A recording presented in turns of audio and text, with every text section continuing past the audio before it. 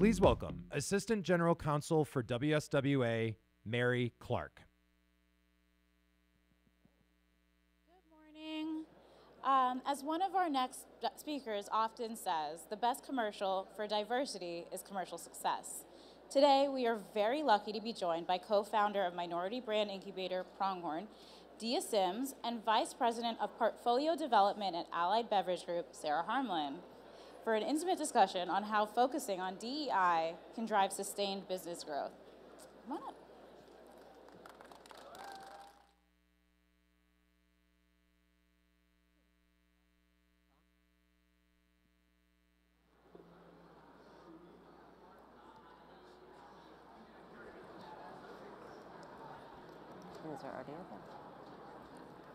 Good morning. Thank you all for coming out at 10 a.m. to this crazy day to see Dia and I. I'm really excited. I've befriended Dia for a couple of years. I think whatever she's doing is fascinating, so I'm really happy and honored to be sitting up here with you. We have a few questions, and then we'll open it up to the audience for some Q&A. Dia, as Mary led in the introduction, you make the claim that diversity drives commercial success. Can you give us some examples to back this up? Yes, this is my favorite topic.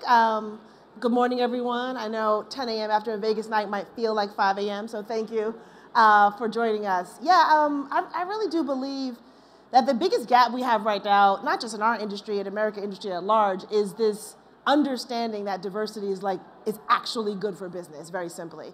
Years ago, I used to work in radio, and I remember, and I had all the music labels in New York, and there were big, serious meetings happening all the time of the top executives in the music industry, like, we have got to fight the internet. I mean, this was like a serious war rooms, everyone was doing it, and the music, if you look at the music industry, in 1999 was when the music industry was most profitable. Even to this day, that was the peak of profitability.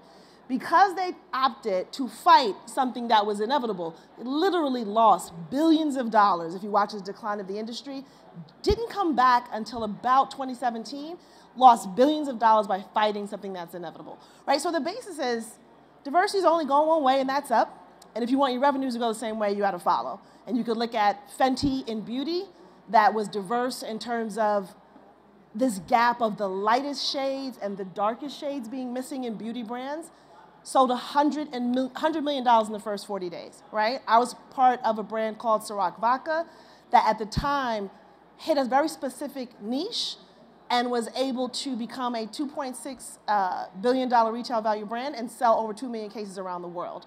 And then you see that over and over again. You see it in PE with Vista, a black-owned organization that does, ridiculous numbers, has 30% returns, and you see it with women.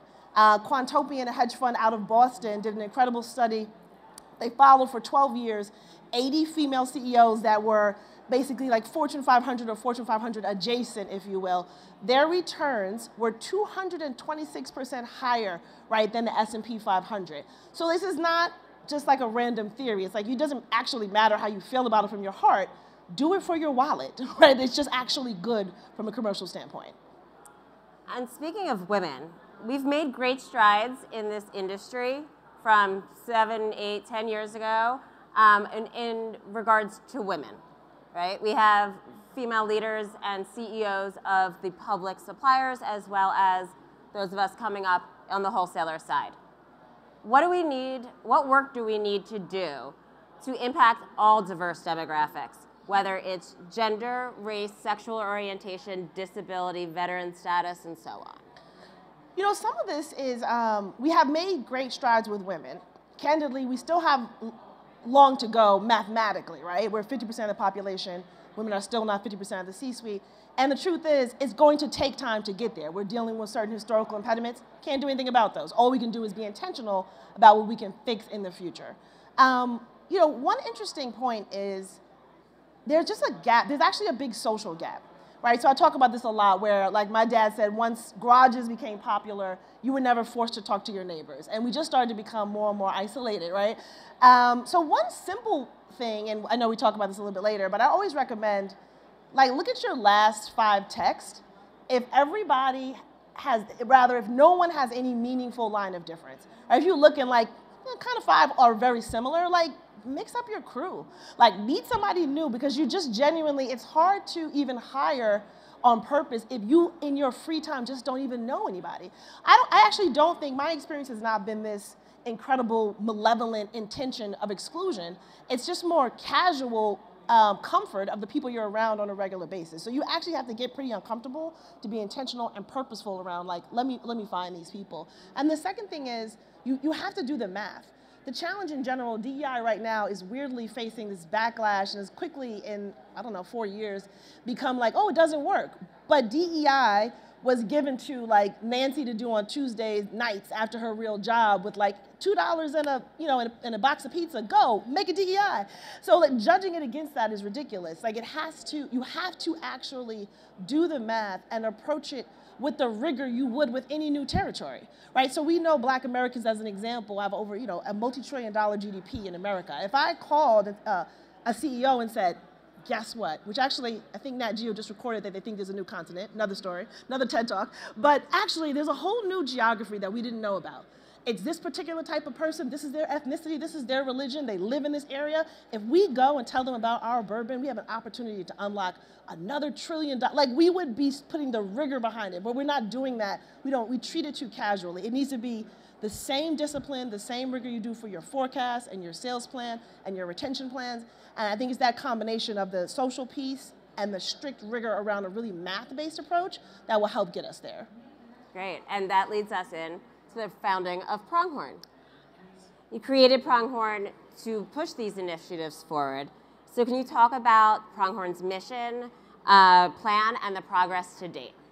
Absolutely. And I've been in the spirits industry on and off about 26 years. I'm really proud to be part of an industry that very much on purpose said, we need to change. Like, what can we do? How do we actively become more diverse? So a few years ago, me and 2 other co-founders, we started getting calls from executives we respect and said, what can we do? I was like, don't call me for a parade or a mural. Like, if we're doing anything, I'm not doing anything half-assed. Like, let's figure out how we can actually change not just our industry, but how can we be a template on how to effectively diversify any industry? Because again, a lot of the challenges, like, we want to do it, but how do we do it, right? So we often describe Pronghorn as being heart-led, but math-based. And what we did is we just looked at the numbers of, okay, here's the gap of representation for Black Americans from intern to C-suite. Here's the gap of Black Americans who own spirits brand. By the way, it was like a wildly startling gap, right? So we found out in 2020 that at that time, now Jay-Z had one, but at that time, not one Black American had ever owned a spirits brand. It's Sarah's Gin, it's Dia's Bourbon, and built it to any meaningful liquidity event. Not talking Ryan numbers, not $1 billion, not just like I sold it for a couple $100,000. Had not happened in the history of America, right? So even from the position of a community that needs to fight and grow, right? Entrepreneurship is one of the most underutilized civil rights tools, and we figured out how do we systemize that in a math-based way, right, to move it forward. And what we came up with was to bridge the gap for our industry, to get to pro-rata representation of Black Americans in our industry, we needed to hire 1,800 new participants over the 10 years. But what we did is we actually broke it down by each tier, by the biggest entities, and it comes down to actually very small numbers. And we went around to the whole supplier tier and said, we need you to hire 5 people. We've broken it out for you, have 1 intern, have 2 managers, et cetera, per year. We actually get there. It's just an old school, how do you eat an elephant one bite at a time. On the flip side, Pronghorn is now planning to invest in a total of 57 Black-owned brands over 10 years. Proud to say after a year and a half, we have now invested in 23 brands. We have some of our founders here today. I would love it if you guys would stand up. So if any distributors want to carry you, Tea Capri and Greenwood, and I think we have New England somewhere in here. Yep, there we go.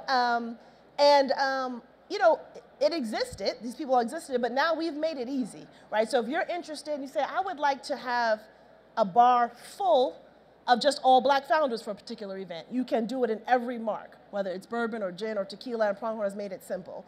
And we're really, really proud of that. And just the last thing I'll say is the reason why we called it Pronghorn, if you're not familiar with the animal, it kind of looks like an elk. It's found in Montana.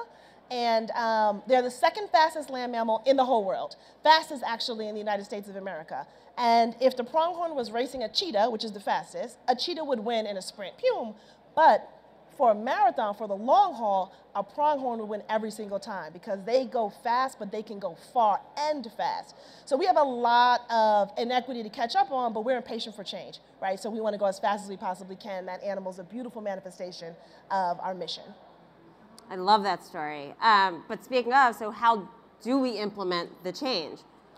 People, I guess, speaking of wide, want to know what we can actually do, including, in this area, including with the employees we already have, not just recruiting. How do we make inclusion feel authentic?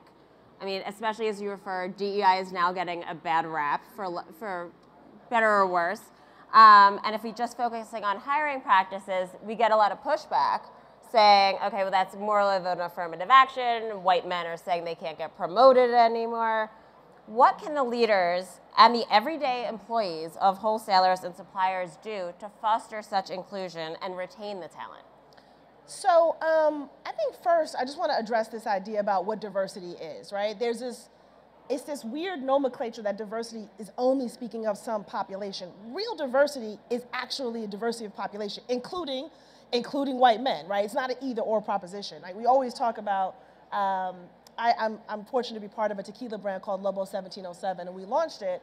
Our slogan was like, if there's not enough room at the table, we just build a bigger table. So it's not a switch, it's not a sick game of musical chairs. It's like, let's get together, make more money, grow the industry. This industry, depending on reports you receive, is somewhere between worth $300 billion to $500 billion, depending on who's doing the analysis, should be $1 trillion industry. Diversity is actually an unlock to help us get there. Now, from a day-to-day standpoint, one, go to Pronghorn. Tiffany, if you don't mind standing up, we have amassed, Tiffany leads all of our bridge building effort. We have a terrific career boards to help make sure that this Black American community knows about these jobs. I love the spirits industry, but it never occurred to me as a job in college. I actually don't know any other Black Americans who are 23 and were like, I was thinking about working on Johnny Walker, or I was thinking about working at Southern Glazers. Like, it doesn't really exist in a way that we know. We want to do a better job inviting incredible talent in. So please make sure you utilize us. We want to make it easy, simple for you to do so. And then also we have a great mentorship program. We are always looking for incredible mentors because people just want to learn about the industry. The industry is actually confusing as hell. I used to work for the Department of Defense, and I had to memorize, I thought at the time, a ridiculous amount of acronyms. And then I realized I was just being trained to be in the spirits industry where we literally speak in acronyms and somebody else is like, what are they, is that English? What are they talking about? So we need these mentors to help bring people into the industry.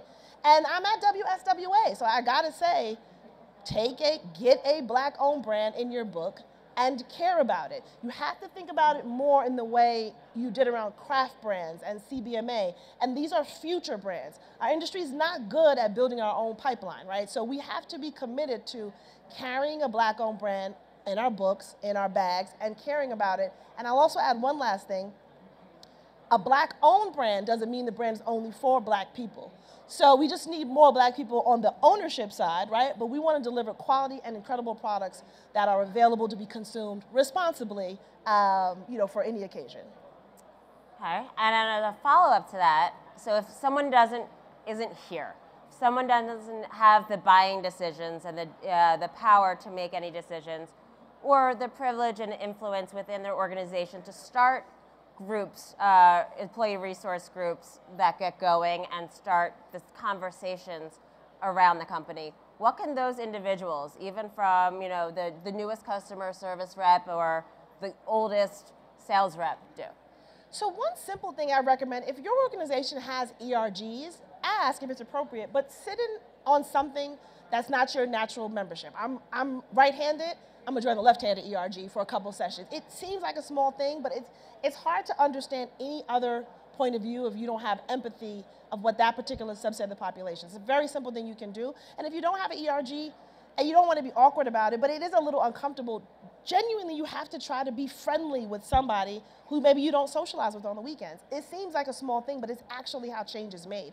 Because the truth is, and forgive me, I say this ad nauseum, but scientifically humans have 99.5%, we share the same genomes, right? I always joke, like if aliens are looking at us, they're like, what are they arguing about? They're basically all the same, right? We all want to have a job that where we're respected. You want to do something that you love. You hope somebody loves you. You hope you love somebody, and you live a good life. We really all share that in common for the most part, except your occasional sociopath. So like, look around your office and find somebody who's different than you, and go out of your way to make a relationship with them. It's actually just that simple.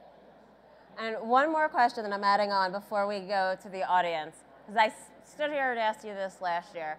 And I always am interested to hear how it evolves. And how do we fight the pushback? How do we fight? A lot of us have an older mindset of employees and sales reps, and change is slow, as even in this industry digitally, right? That has nothing to do. It took a long time to catch up with the rest of the world. How do we handle the objections beyond the commercial success argument? I mean, I think, for one, we are at work, right? And what has been my experience, not all the time, but 65 to 75% of the time, commercial success does unlock quite a bit, right? When we were building Ciroc, we had a lot of pushback. But then when we were up 160%, a little bit less pushback. Then when we moved to 500,000 cases, a little bit less. You know what I mean? Once we got over 1 million cases, and you had a third of people who were just like, oh, I'm not dealing with that kind of brand. But cool, we can't get everybody. I think at the end of the day, right, the commercial success is really important. And in the same way, any new person, if you hire a new person, right, it actually is more work for you in the beginning. You have to invest in them. It's the same thing for any new population. As we bring Black Americans, women, veterans, left-handed sprites, any underserved population that has not had a seat at the table historically, yeah, you got to be a little bit patient in the onboarding, but continue to be impatient for change. Thank you. I think Mary has a mic if we want to pass around. If anyone any questions or comments, jokes, feel free to jump in. Quiet group.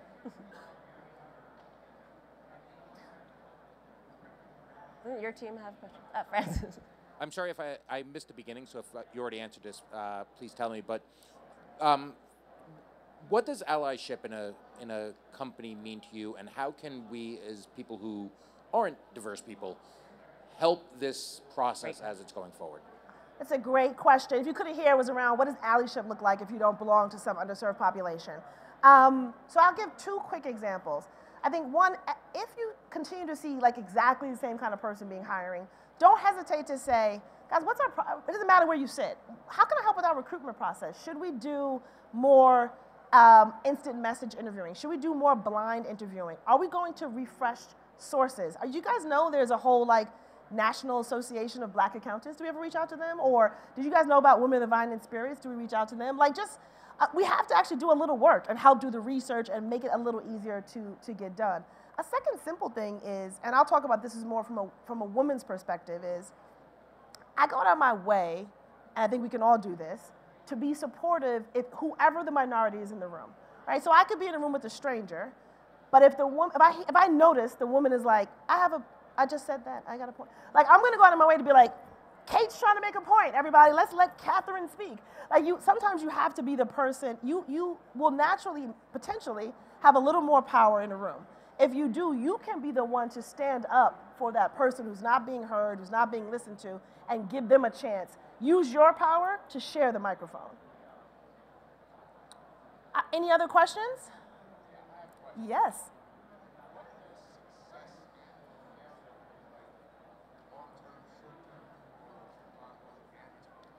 Yeah, so the question is, what does success look like long-term or short-term for Pronghorn and its brands?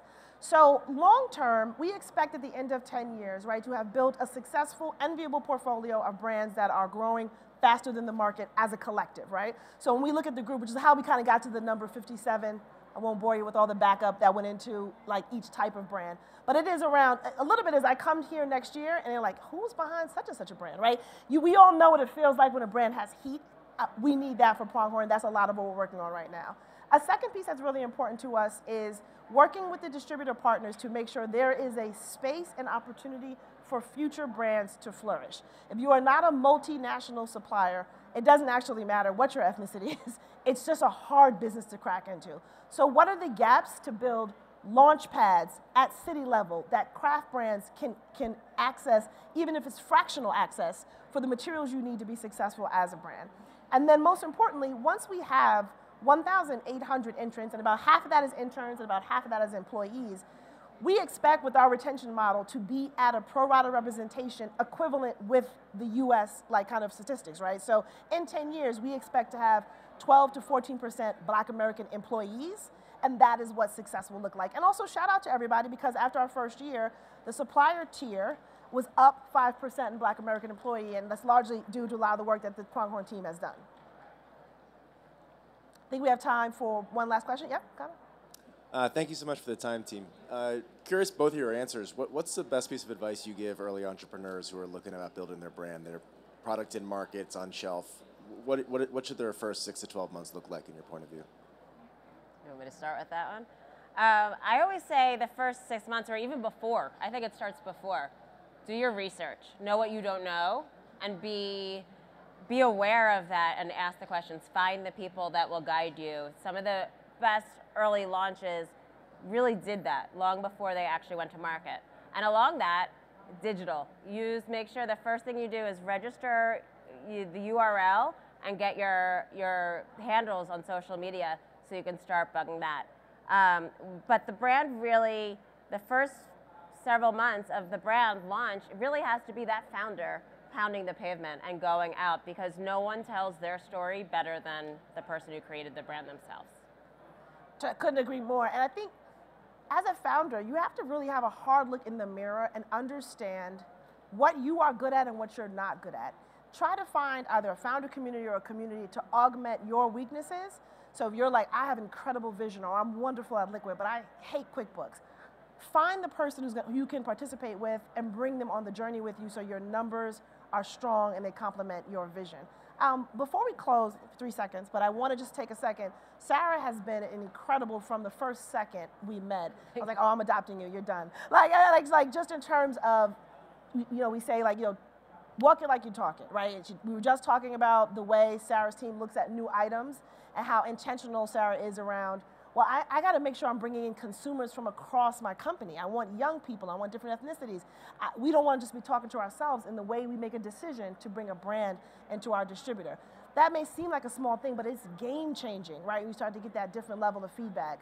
So I'm grateful for you and for the work that you guys do. So proud to work with Allied. Thank you, Gia, and us too. I think just like Francis's question, as women, we need male allies to lift us up, right? That we know. We can't do it without. And I feel it's the same way for all other points of diversity, if you will. Those of us with lack of white privilege and whatnot can use our place to help those others. Thank you guys so much. Thank you, Sara.